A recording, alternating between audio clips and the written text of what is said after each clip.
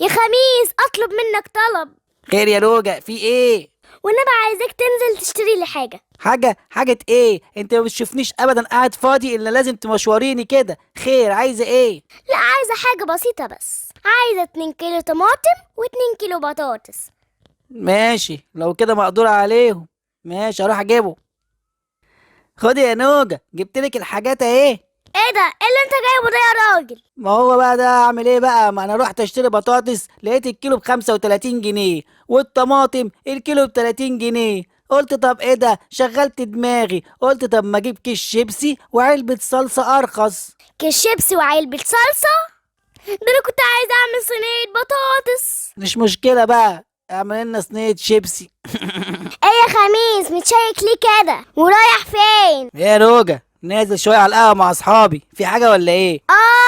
نازل. طب معلش عايزة شوية طلبات تجيبهم لي وانت جاي.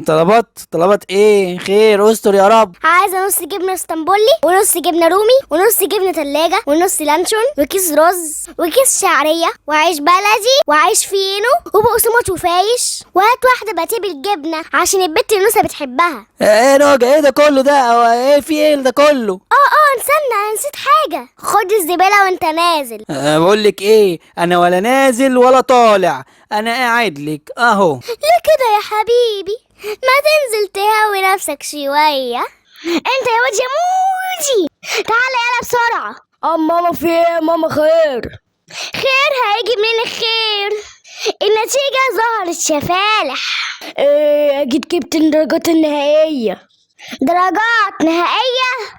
انت جايب 3 من 600. يا ماما، ما هم قالوا لنا في اللجنة في 3 درجات على نظافة الورقة، فانا سبتها فاضية عشان تبقى نظيفة. يا سنة سوخة.